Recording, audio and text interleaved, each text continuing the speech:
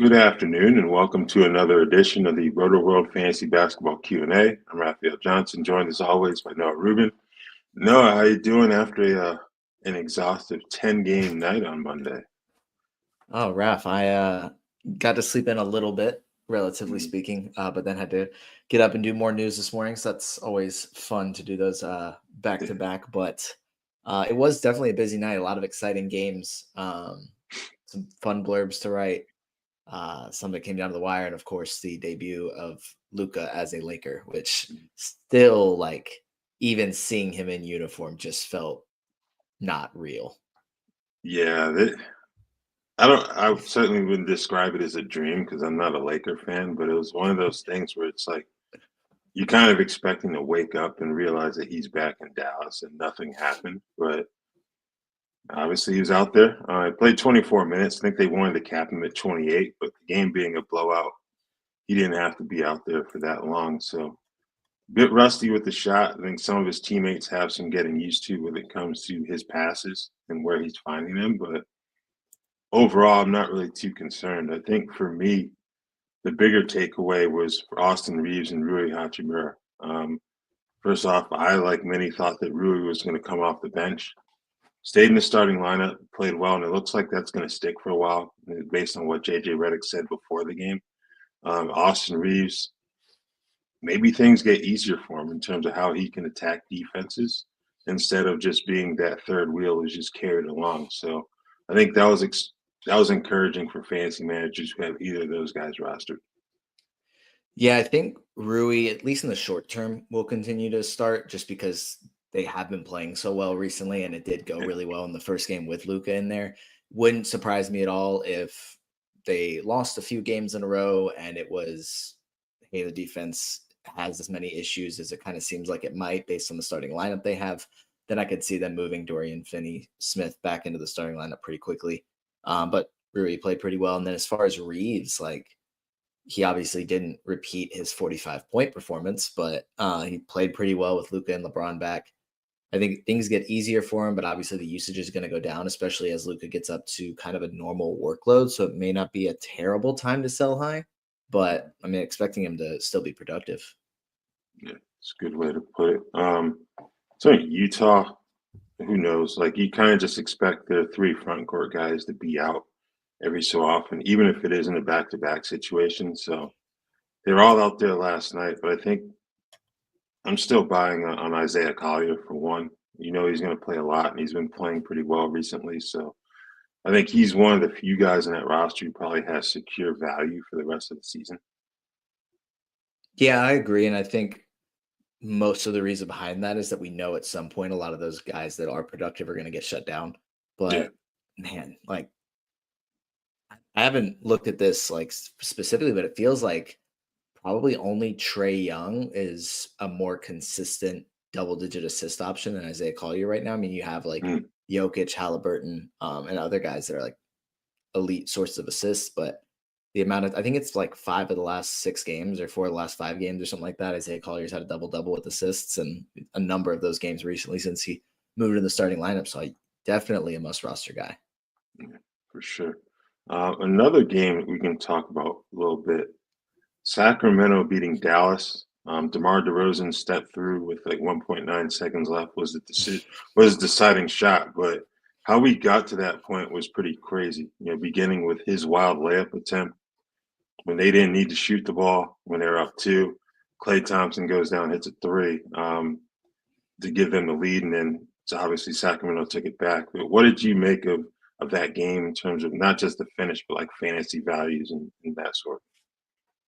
Yeah, I think both of those teams are pretty interesting when it comes to fantasy right now because I mean, they both just lost franchise cornerstones via trade. Yeah. So it's Hmm. kind of a big adjustment for both teams. I think seeing Malik Monk get back to being a good source of assists was good to see. The first few games with Zach LaVine in there, his assists were down to like 3 and 4. So seeing him Hmm. get back up to 8 was nice. DeMar kind of, I guess, asserting himself as a scorer, at least for that game. I don't see a reason why that would stick, but it's like they have multiple guys that can kind of take over on offense. So it was just DeMar's turn, which was kind of cool to see. And then as far as Dallas, like, Daniel Gafford's early exit with Anthony Davis already being out, PJ Washington already being out. I don't think PJ is a long-term absence there. Like he could be back for the Yeah. next game for sure, but the Gafford one didn't look great.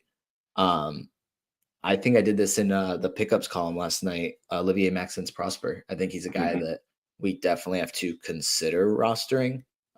Started the second half of that game, pretty decent production. I don't know. He was a prospect that I kind of liked when they drafted him last summer, and now he might actually finally get the chance to play rotation minutes. It just stinks that it's because of like 3 major injuries. Yeah, it's a good point because they really don't have too many options if Gafford misses an extended period. You might as well roll the dice on Omax. I think Najee Marshall certainly back in play too.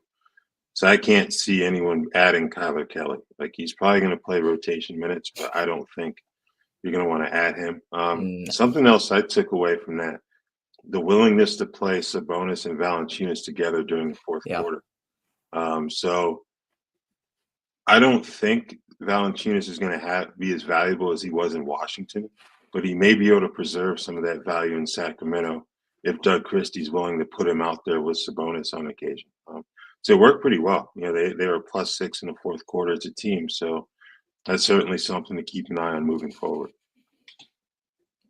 Yeah, I think it's not a lineup that I would expect to work in the modern NBA, especially against Dallas after Daniel Gafford went down. So they're doing it against a very small lineup there, but maybe they were trying to take advantage of that. Maybe. Yeah. All right. So we got a couple questions built up in here. So let's get going. First, a regular viewer, Clark Kent, has dropped in. Dropped one of T. Jones. I'm not sure if you mean Tyus or Trey.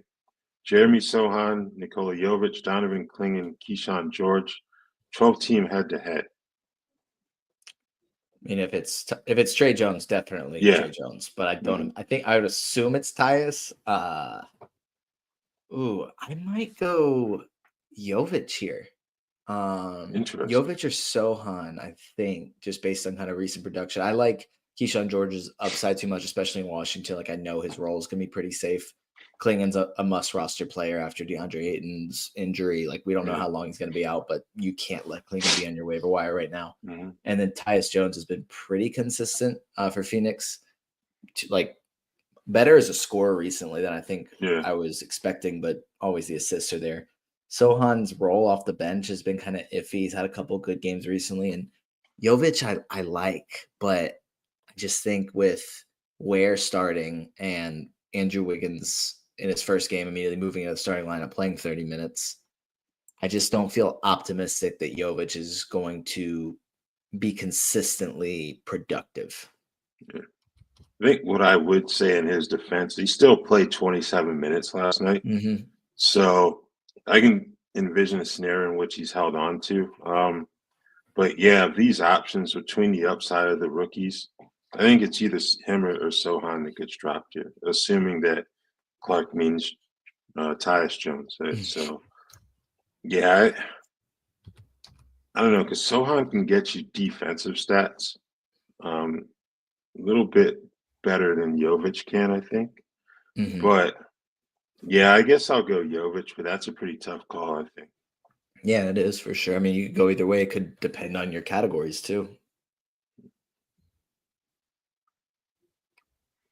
Okay. Kool-Aid Trippin', thanks for checking in. What do you think of the Donovan Clingan Black Friday sale earlier today? Should I join the hype or wait for the Ayton update? I'd join the hype. I think if we wait for the update, it's going to be too late.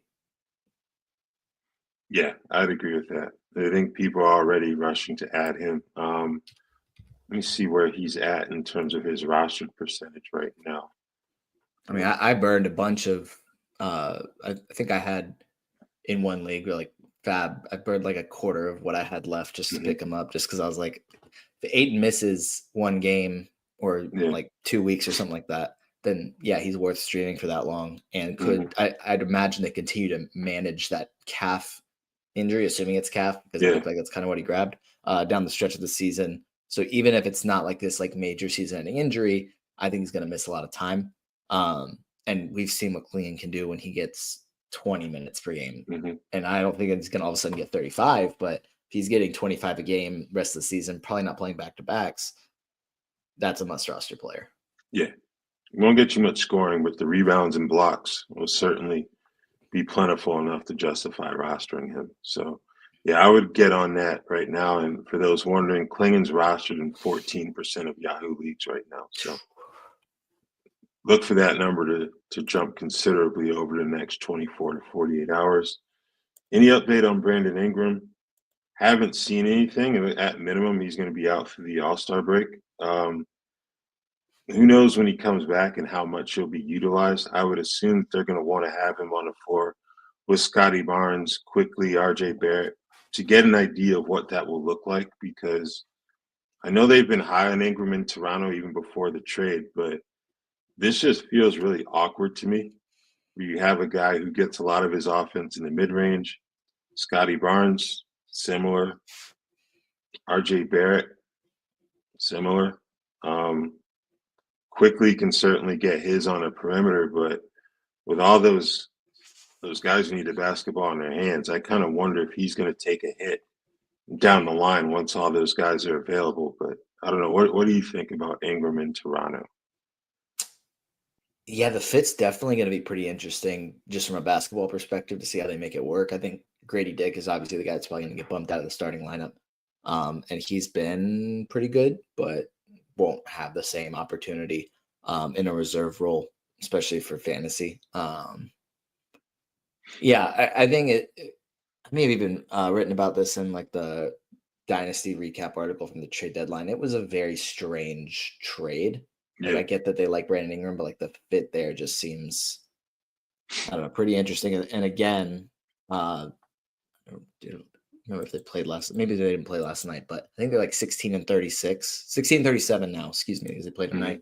Like they're not pushing for a play-in spot, so it was very weird timing for this trade. So hopefully they're able to re-sign him, or else it's just a total waste of a deal. Yeah, agreed. But even if they do re-sign him, is it like, how much money are they giving him? Do they really want to like tie themselves down for like a 4-year, whatever that money ends up being, deal for an awkward fit on a player that has been not healthy? I don't know. All right, 14-team category leagues. Is Goga Bitadze a drop? Will his minutes rise as the season goes on? He might. 14-team, maybe not as much of a must drop or like no need to roster kind of guy, but the minutes have been concerning, and honestly, the production in those minutes hasn't been ideal for the most part since he got back from his injury. Splitting minutes with Wendell Carter. I don't think he's a must roster player at this point. If there's a better option, definitely do it. But I don't say he's like definitely a drop at this point. Yeah, I think maybe give it these last couple games before the break and then make a move there. But yeah, it's unfortunate because I don't really think either center in Orlando is a must roster in 14 teamers at this point. So quite the turn from where he was a borderline top 50 player, like a month ago.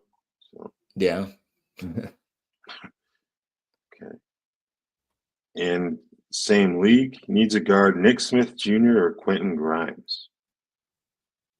I think I'd go Nick Smith here. I think Quentin Grimes is a great fit for Philadelphia as a basketball player, but I don't know how much he's going to be able to do for fantasy. Whereas Nick Smith, especially if we'll see if we get a clear update on LaMelo's injury. I'm not betting on Charlotte providing a ton of clarity within the next day or two on LaMelo's injury. It's probably just going to be like, oh yeah, he's out. We'll figure things out after the All-Star break. We'll provide an update when necessary. That's their favorite line. They love doing that.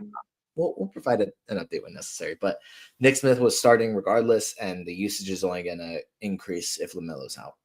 Yeah, that's a good way to put it. Okay. Would Jabari Smith Jr. be worth putting in the IR spot if he comes back after the All-Star break, or is Amin solidified his starting spot?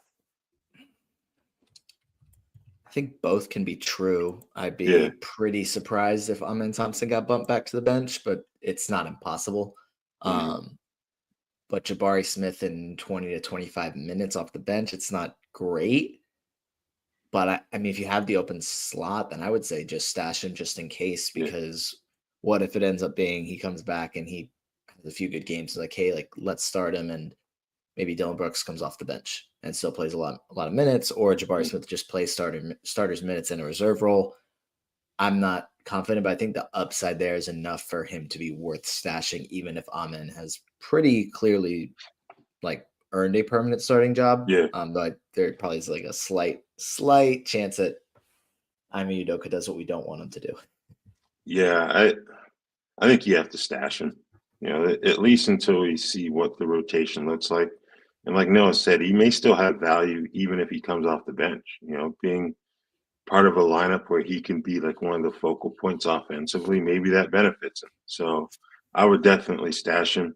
Um, Amen, he should be the starter for the rest of the season, but you never know down there. Matt, thanks for tuning in. Musa Diabate or Donovan Clingan 9-cat head to head. That's a good one. Yeah, it is. Ah, Um, I think part of the reason why it's difficult is Charlotte's injury reporting because Musa hurt his eye on Sunday. They cleared him to play on Monday. Then he had to leave because he aggravated said injury. Like, was he not wearing goggles? I don't believe he was, but Oh, goodness.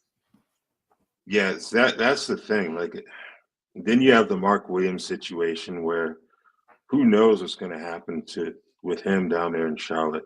They're looking into ways to dispute the rescinded trade. So you kind of wonder how much they really knew about the injuries when they traded him. So yeah, I think I'd lean Musa, but the question here is Charlotte's injury reporting and how they handle injuries because that's what kind of makes this more of a toss up than it probably should be. Yeah, I think. Goodness gracious, is if the trade doesn't get flipped back, is that even like a possibility at this point? Like, or was Charlotte seeking some other sort of compensation? I And is don't, it like, no, you have to accept this trade?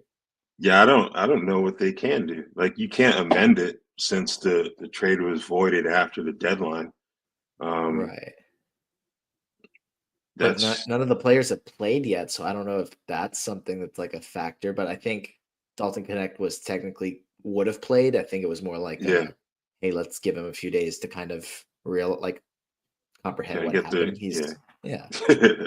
But I mean, I don't blame him. I would have been upset too. But yeah, um, yeah. So because if Mark Williams does stay in Charlotte, like, and he's actually healthy enough to play, like, what does that say about the whole situation? Is it like, is this guy actually healthy enough to play, or did the Lakers just like have a bit of buyer's remorse there, yeah. or what it was? But then they also didn't make a different move for a different center, so it's very strange. But with that being said,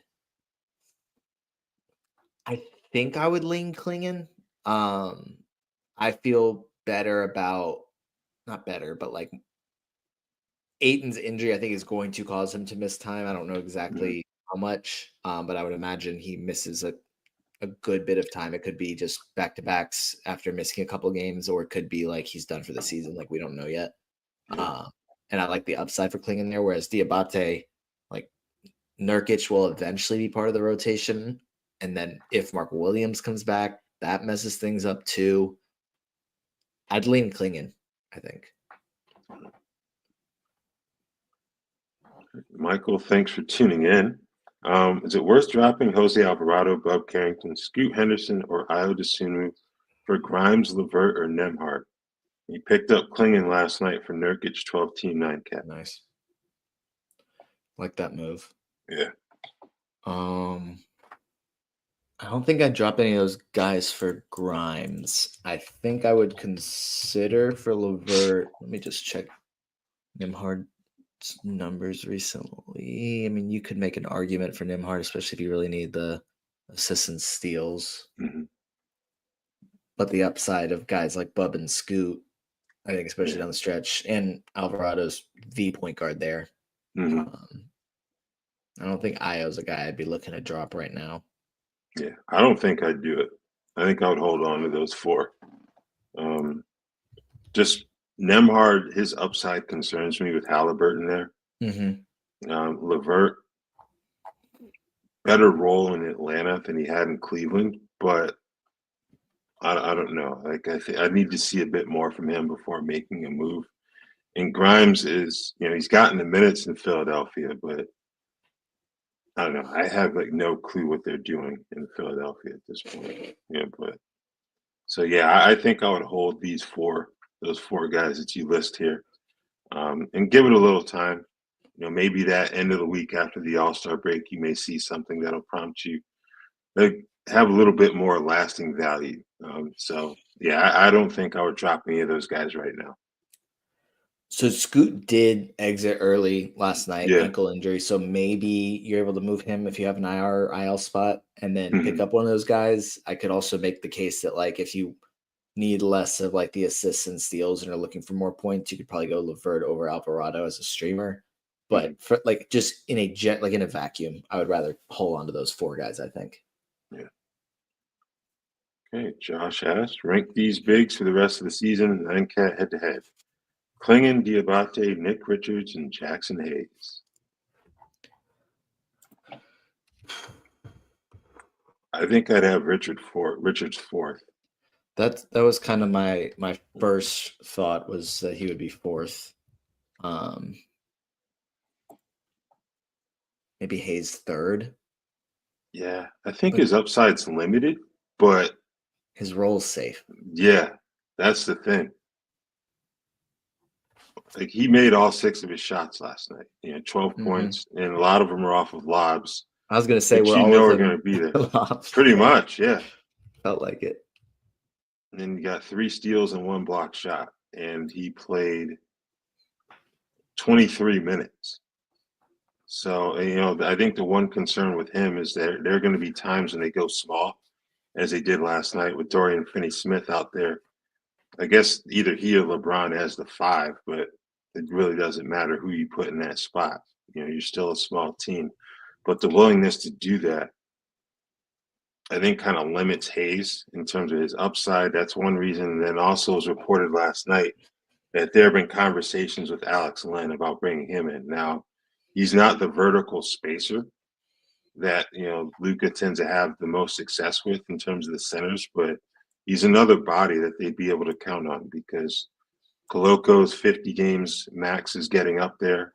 He was inactive last night.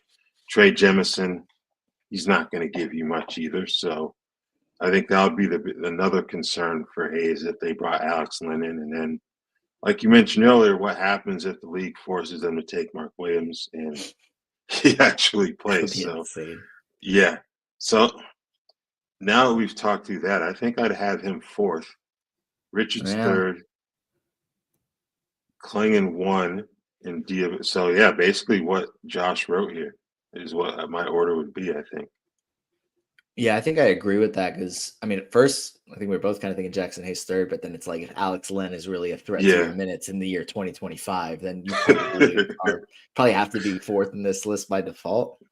But I don't love what Nick Richards has done recently either. So I Yeah. think it's almost like a tier one, tier two thing where it's like Klingon and Diabate are the top two for sure here. Mhm. And then the other tier kind of a tier two below. Okay. 10-team, 12-man roster, 9 categories. Who wins in this trade? Paolo Banchero and Jordan Poole to get Giannis. I'd rather have Giannis. I think Yeah. what categories, like if you're punting categories, that's pretty important. But I guess if you had Paolo, then you were probably punting some categories in a way that'll fit in fairly well with Giannis.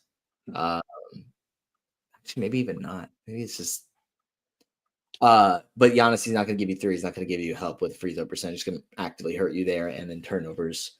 Banchero is not going to match the field goal percentage or the defensive production. Going to give you more threes, but also a poor free throw shooter with a lot of turnovers.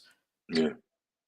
I mean, I think if your team is fine with the issues that Giannis is going to bring in free throws and turnovers, then 100% I'd rather have Giannis. Yeah, I think I would go with that as well. Now, obviously, roster build's going to have something to do with that too. You're either Mhm. punting free throw percentage and 3-pointers, or you have enough on your roster already to kind of compensate, at least in 3-pointers. I don't think you're really going to compensate for Giannis's free throw percentage. No, But so, yeah, I unless you have think SGA. if you have SGA, then you're probably going to be in good shape. But anybody else, you're probably going to lose that category with Giannis in the fold, given how much he gets to the line. Kyle, thanks for tuning in. He's got a dynasty question for Noah. I was offered Cat for Ja Morant straight up. Thoughts on that swap? 12 team, 9 category. Definitely would rather have Cat. I think ranked significantly higher in just dynasty rankings in general. Has been a lot more available recently and actually throughout his career than Ja ever has been. More of a 9 cat friendly skill set.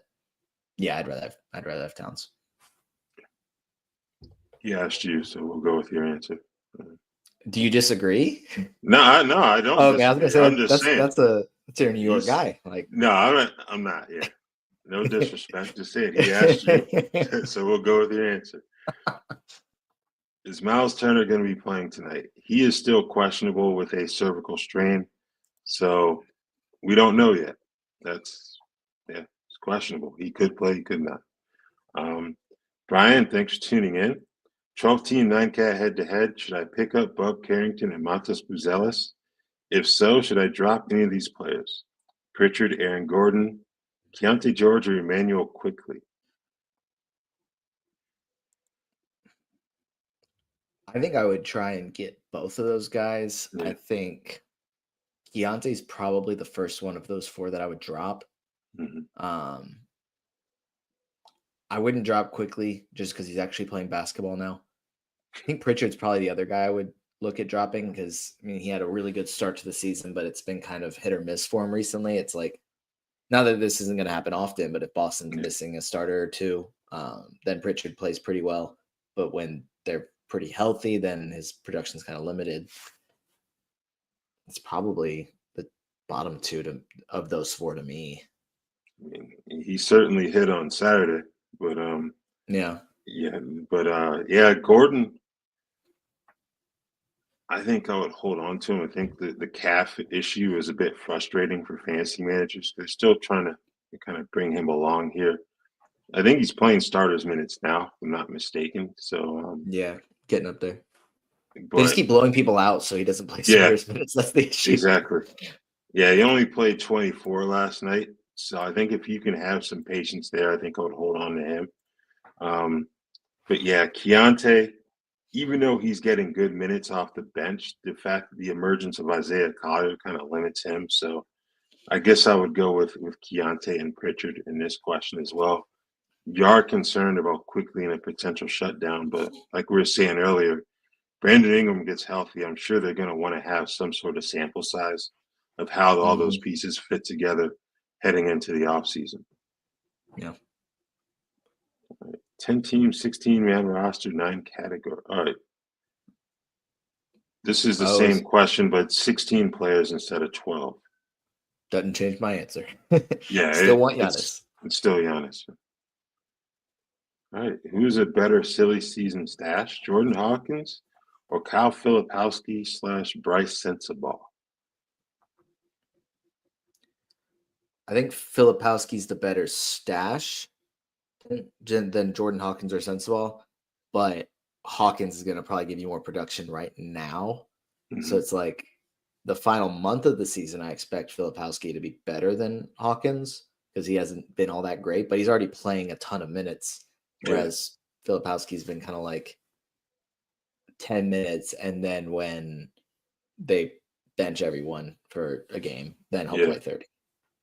I think I'll take Hawkins here for the reason that you state. He was already in the rotation, and I don't know, I kind of feel like there's going to come a point where they just stop playing some of these veterans because there's really no point in trotting them out there still at this point. Right. Who would you drop, keep, and stream between these 3 players? Kamaran, Nemhard, and Goga.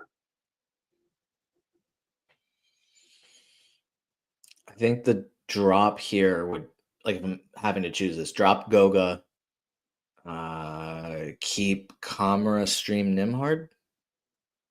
Yeah, Yeah, I think that's the way I yeah. do it because I mean, Kamara's not a player I want to drop. Nimhard's been very good recently, but Mhm. like we talked about earlier, he's not like like Halliburton's the best playmaker, Siakam's the best scorer. It's not like Nimhard's doing any of that. Like the steals have been very good though, so I'm happy to Mhm. keep streaming him as long as those are coming in.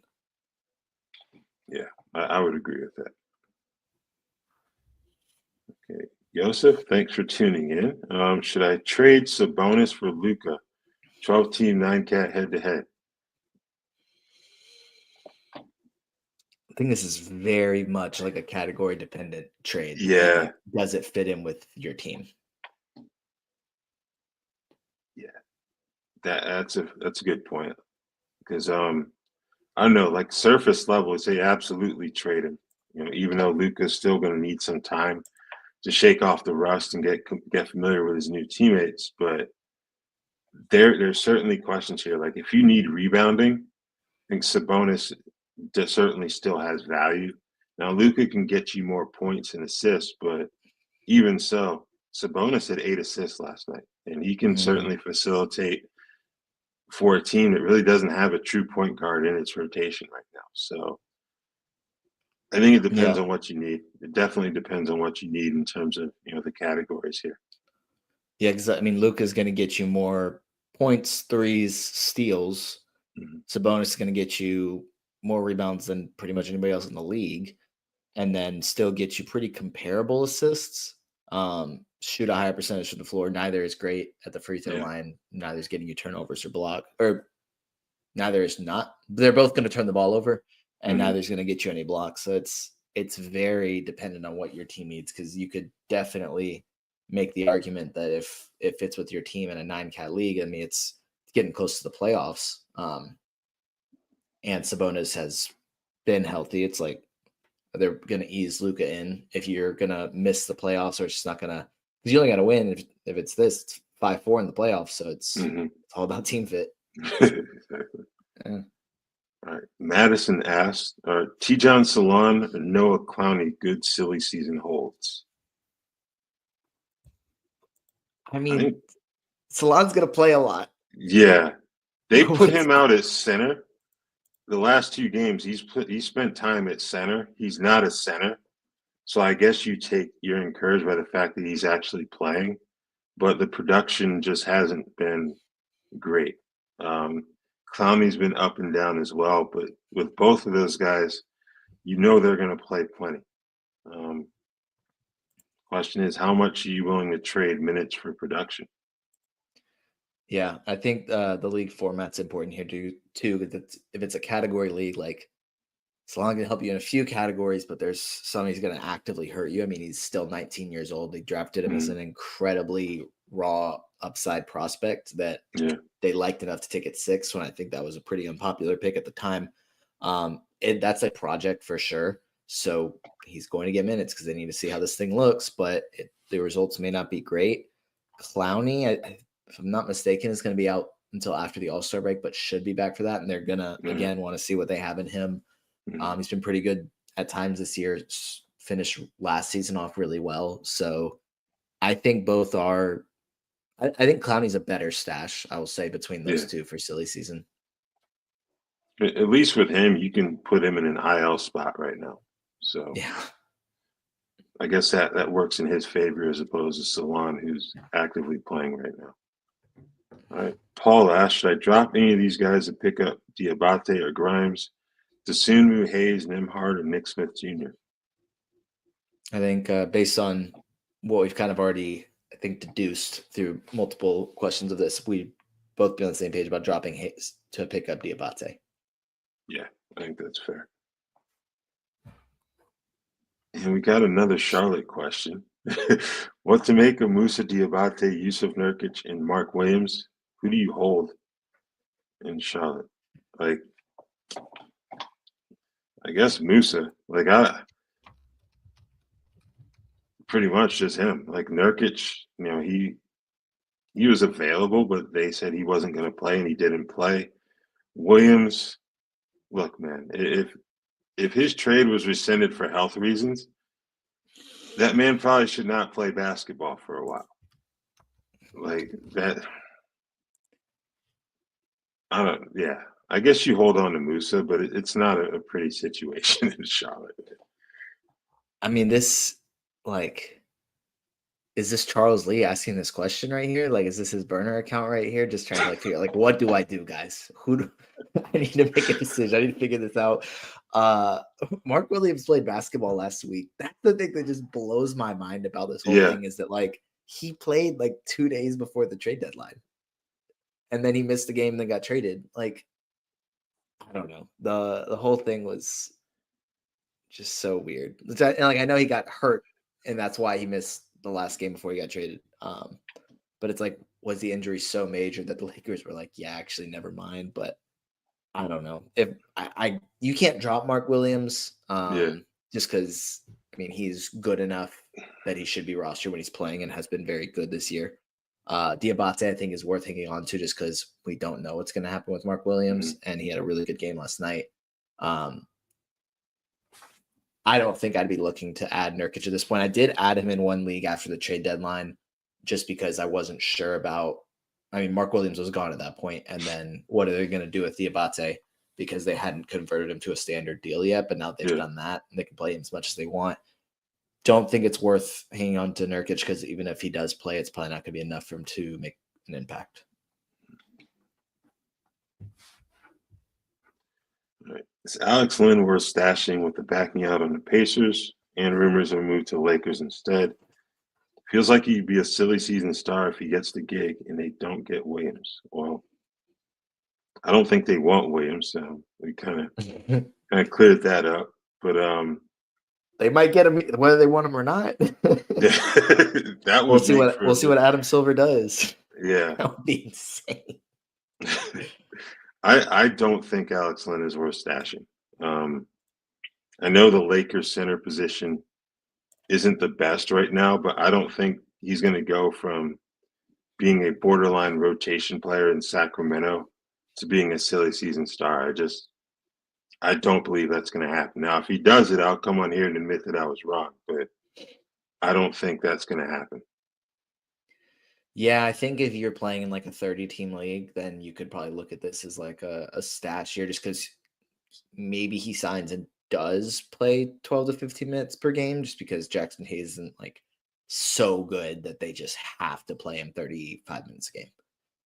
But I don't think in the year 2025 that we need to be seriously stashing Alex Len. I think that if it's like Yeah. something changes, then sure, I'm not opposed to rostering him if he's productive, but there's too many factors here that have to go a certain way for that to make sense.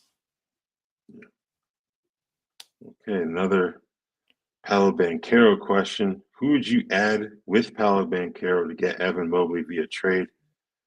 Beal, Poole, Tobias Harris, Malik Beasley, or Matas Buzelis?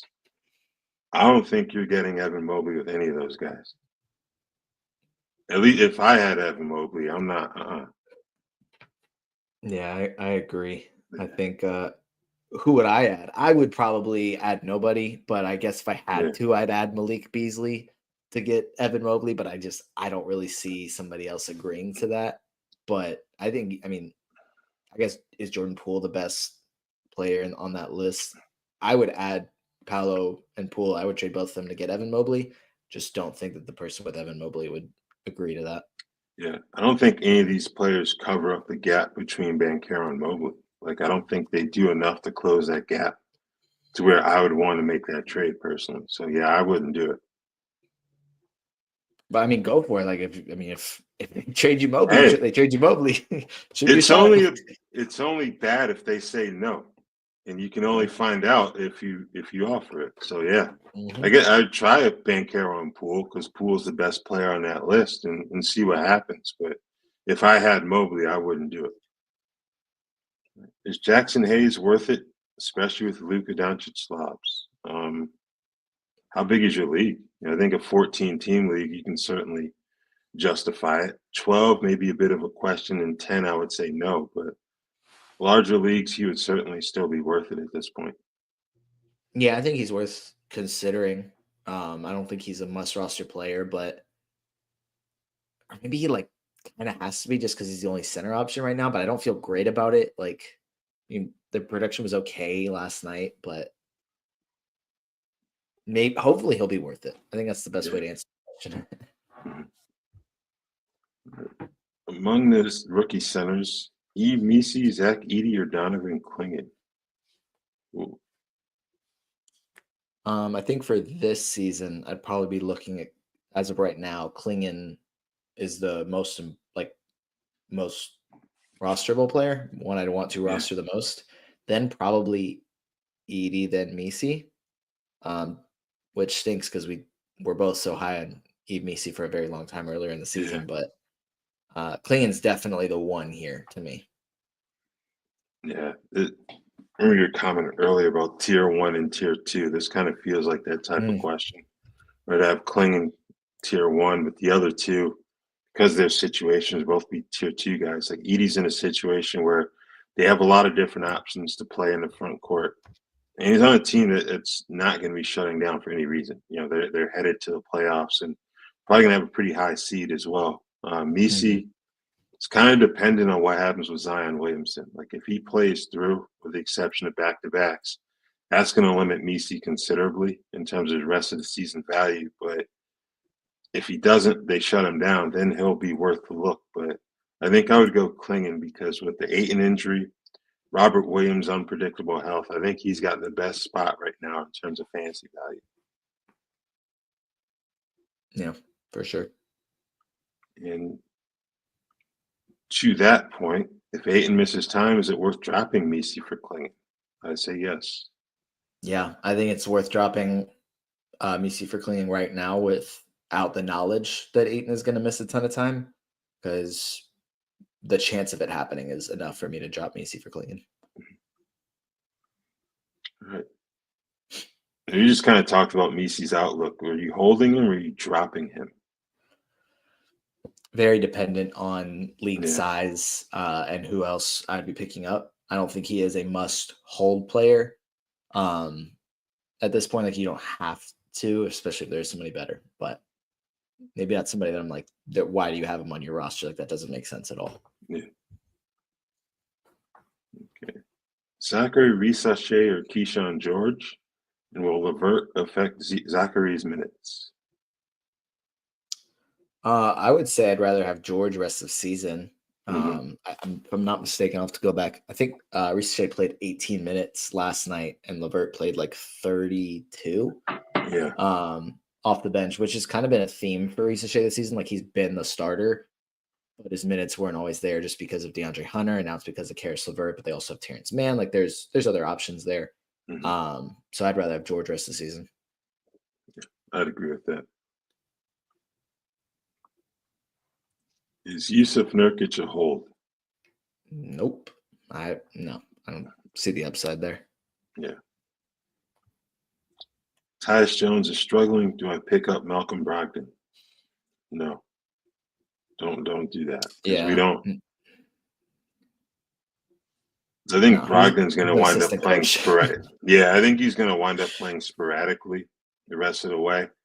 I know they said that Marcus Smart and Chris Middleton will make their Wizards debuts after the All-Star break. I think they're in similar spots. Like they may play every so often, but overall, it's going to be about the young guys in DC. So I certainly would not drop Tyus Jones to pick up Malcolm Brogdon.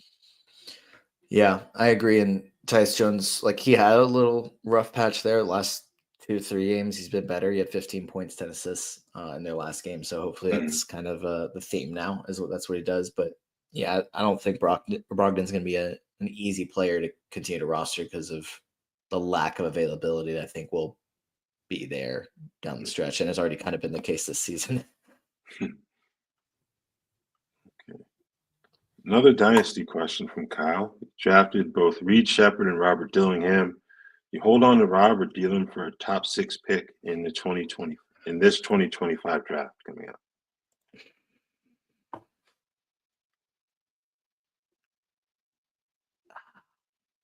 I haven't done enough in-depth scouting yet. I think I've just Hmm. been trying to keep up with it as best as I can.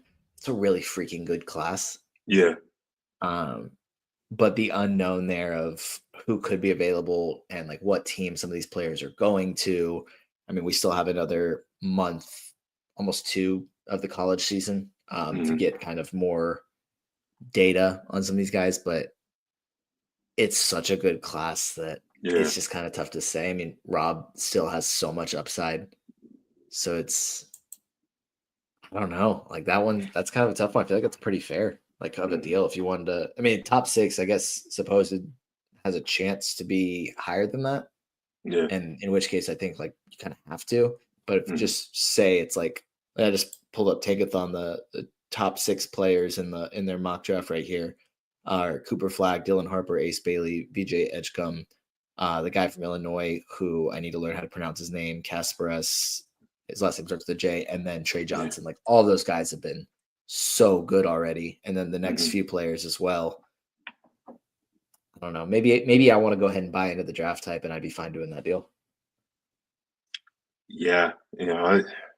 I think that's fair. 'Cause you're going to have, obviously, with this draft class, you're going to have to give up probably a pretty valuable prospect, as Dillingham is, in order to get a pick that high. So I think I would do it. If there's one draft class to take that risk on, I think it would be this one for sure.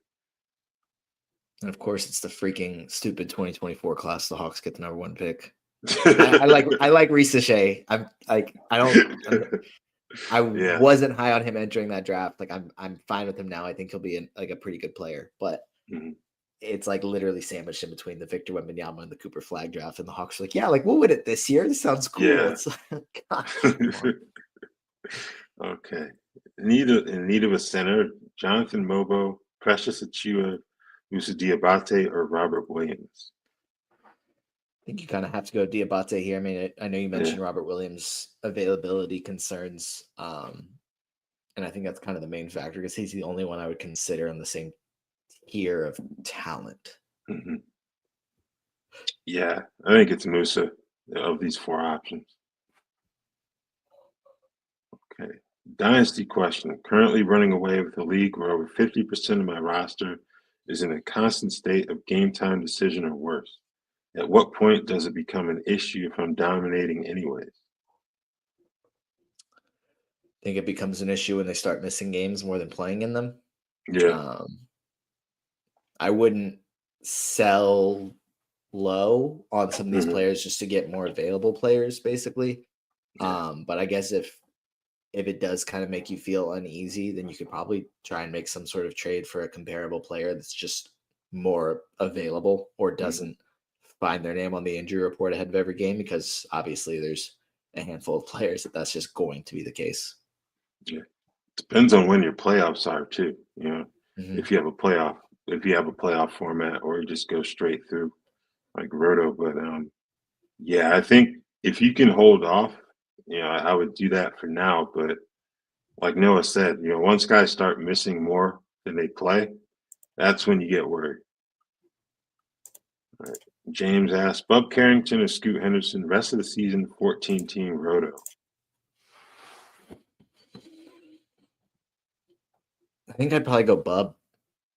Um, it's tough because Portland was Portland at the trade deadline and decided, hey Yeah. guys, we've won a lot. Like, let's see if maybe we can make the play-in tournament. Now they've lost 2 games since then, and now DeAndre Ayton's hurt, so I don't know.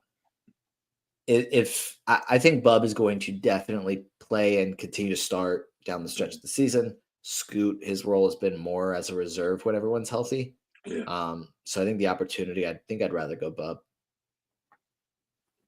Yeah, I think that's fair. I think Scoot's been a little more productive, but Mhm. Carrington's role is such that he's going to get quality minutes. Now, we get to after the All-Star break and we see Brogdon, Middleton, and Smart playing 25 plus minutes each. That's going to be a concern in terms of fantasy, but I don't think we're going to get to that point. Is Carlo Matkovic really worth it? He's been hot. He's been hyped by a lot of fantasy basketball experts. I think the question of is he worth it is kind of a hard one to answer Yeah. because he's definitely had a pretty large opportunity the last few games, and he's had some pretty good numbers at times. They're not great. Um, he was a guy that I think we all kind of liked preseason just because we didn't know who else they were going to Yeah. play at center. And it was like maybe this guy that can shoot a little bit is the best option next to Zion. Um, so I don't know. Worth it's again like kind of a tough question to answer. Is it a 16 team league? Then sure. Is it a 12 Yeah. team league? Then probably not enough yet for me to say that this guy is like a must roster player. I think I did consider putting him in um, the pickups column. Hopefully, I'm not saying this after I just put him in the pickups column last night. Let me just double check that because that's gonna make me look bad. Okay, yeah, I took him out. Okay, yeah, a guy you could consider rostering, but probably not a must roster player. Would you trade Harden and Walker Kessler for Donovan Mitchell and PJ Washington, 14 team, 12 cat roto? Mm.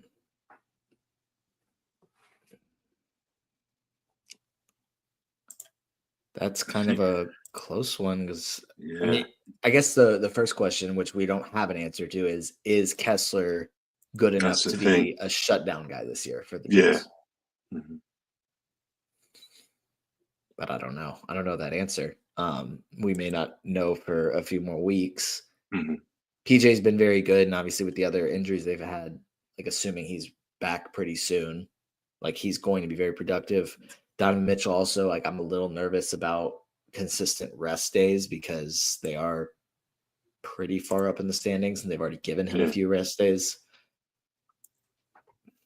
Maybe I would rather have Mitchell and PJ Washington than James Harden and Walker Kessler. I think it's a pretty even trade. Mhm. Yeah, like that the Kessler thing is what gets me thinking I'd Yeah. rather have Mitchell and Washington because like Mitchell's probably going to get reps even if they give him rest days, between now and the end of the regular season. He'll still get his games in. Kessler, I can't say that I'm as certain about that just because this is a team a franchise that has prioritized player development in the draft lottery. So, yeah, I think I'd rather have Mitchell in Washington, to be honest with you.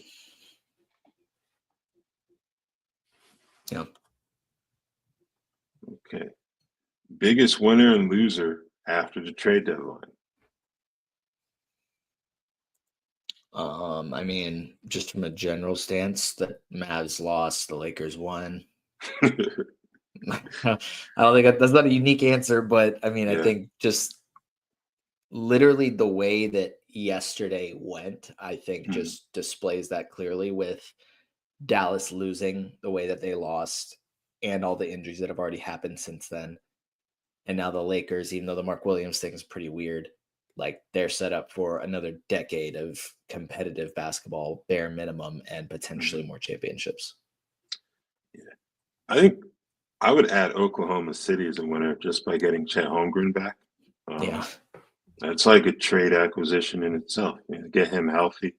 Um, in terms of a loser, trying to think here. So I can't really say that Portland was a loser just because how hot they were going into the deadline, but you can Yeah. certainly argue that they probably should have moved at least Robert Williams, just kind of clear out minutes for Klingon because I don't know it doesn't make much sense to have three centers on your roster at this point in the season. So I think they would be a loser. I think Golden State early on has looked like a winner too. Hmm. Jimmy Butler, how he's played and how that's kind of freed up Stephen Curry for his looks. I think that they're certainly a winner. And Jimmy got paid too, so he certainly won the trade deadline as he wanted to. But in terms of losers, Sacramento would be the big one for me too. Yeah, that's fair. To make that trade and not get one of San Antonio's young talents, as we discussed on the podcast Friday, I don't know what type of business they're doing out there, but it doesn't seem to be very good. But even though they did win last night, DeRozan's played better since the trade. But I think they would be my loser after the trade deadline here. I'll throw out one more winner, and it's more of an under the radar long term winner, but I really Mm, like what Washington has been building. yeah. Getting off Kyle Kuzma and Mhm. Johnny Davis and Marvin Bagley's contracts and getting AJ Johnson, like a fourth rookie from this past class, Yeah. Marcus Smart and Chris Middleton as, I mean, along with Malcolm Brogdon, basically assistant coaches that are also Mhm. playing a little bit. I think what they're trying to build, and it seems like they're doing this a little bit. The Nets are doing it a little bit. I don't want to say that Utah is also doing it in the same way because Danny Ainge kind of did something similar with Boston, but they're almost like following this OKC model of Yeah. let's just get as many picks as we possibly freaking can. The only Mhm. difference is that they weren't also able to get an SGA type player to kind of accelerate that timeline a little bit. But I like the moves that the Wizards made at the deadline. I don't think it'll be that long before they're playing competitive basketball again. Maybe, I mean, probably 2 more years. And Chad suggested Phoenix as a loser for pissing off Kevin Durant, and I think that's a good call too. Yeah. You know, kind of rip through a few of these really quick before we head out. Tyree Eason or Mark Williams? I think that's pretty easy. I'm Yeah, going Eason. Tyree Eason. Okay. 12-team 9-cat. How would you rank Aldama, Hield, Pajemski, and Keon Ellis rest of the season? Um, Probably Ellis last. Um, Pods first. Pods healed Aldama, Keon Ellis. I think is off the top of my head what I think. I could go Hield, Aldama, Pajemski, Ellis. Oh yeah. Yeah. I I'm mean, he not gets sure started. That's about fair. I'm not sure about Pajemski with Jimmy Butler in the fold now. So I'd have him third on my list. Mhm. And that notes that Brandon Ingram just signed a 3-year extension with the Raptors. So looks like Yeah. they didn't need to see an on-court sample size to give him his money. So good for Brandon. Maybe he wasn't going to give him an on-court sample size until he got his money. Yeah, that's hey, I don't know if you can legally do that, but more power to him. He got paid, so congrats. That's not an official thing. That's like Yeah, I know. I don't know, guys. It's still bothering me. My ankle hurts. Yeah, Maybe a contract will make it feel better. I mean, $120 million to make my ankle feel better. I don't know about you, but yeah, I'd agree with that. Okay, Dynasty upside: Deuce McBride, Scottie Pippen Jr., Ryan Dunn, and Aaron Wiggins. I I'm gonna think go my answer Dunn. to this 2 weeks ago would have been different. Okay, You go I ahead. think. You were starting. All right. Sorry. Yeah, I would go Dunn 1. Um, Wiggins 2, Deuce 3, and Pippen 4. Yeah, I think I'd agree with that. I think the tough part about this is the question is like Aaron Wiggins has been phenomenal the past two Yeah. weeks. But he's 26. Like I don't think he has a ton of upside. And I don't think that this is just who he is now, but Mhm. I would still have him second. I think that Scottie Pippen Jr. and Deuce McBride kind of fall into the same mold of very good backup point guard. I think Yeah. I'd have Pippen over McBride just because of I think more categorical upside. Um, Okay. Yep. but Dunn is definitely one to me. He was one of my favorite rookies from this past class.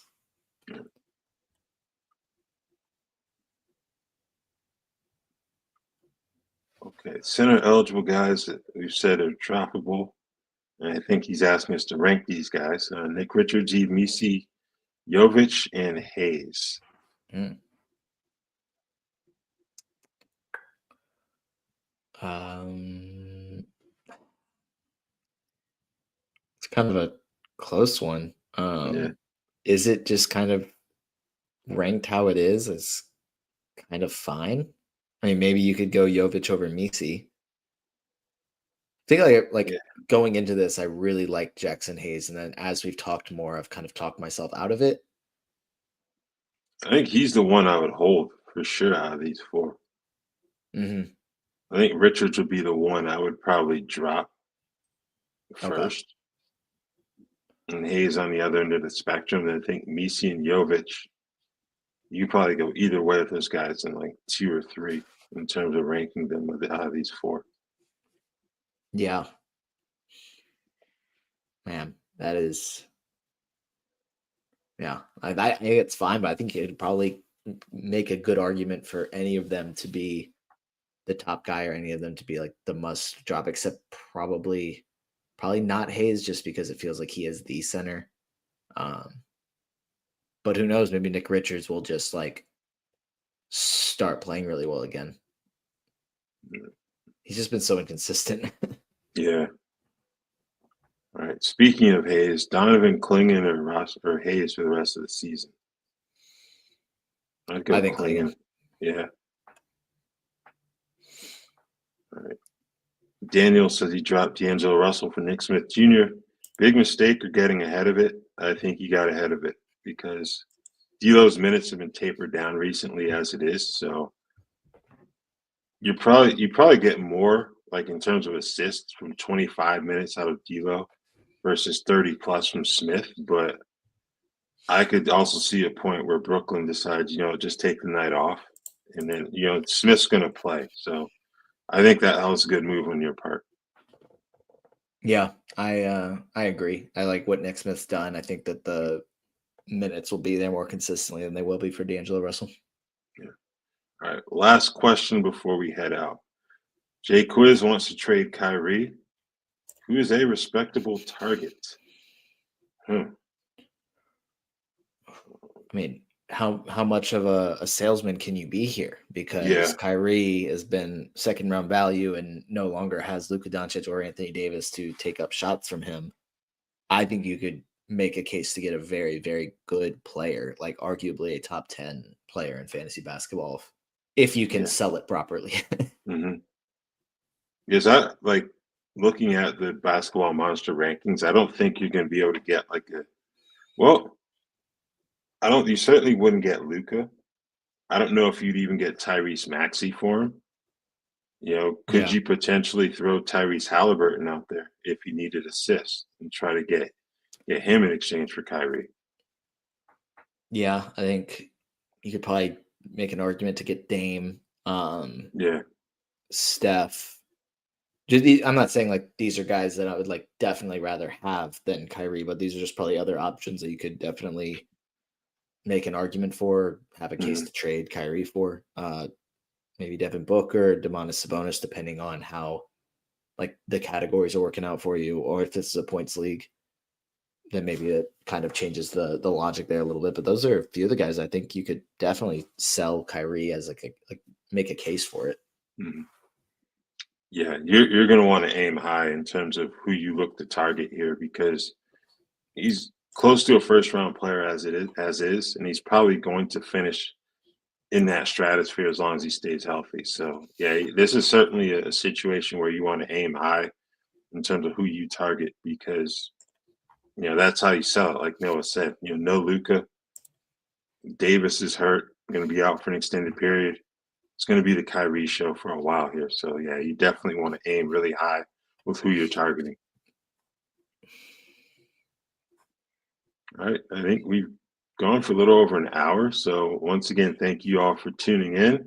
Raphielle, obviously with Noah. Tomorrow we got the Rotoworld basketball show with Dan Titus, Yahoo Sports. That starts at 2 p.m. Eastern over on Twitch. Thanks for dropping in your questions as always, and enjoy your Tuesday.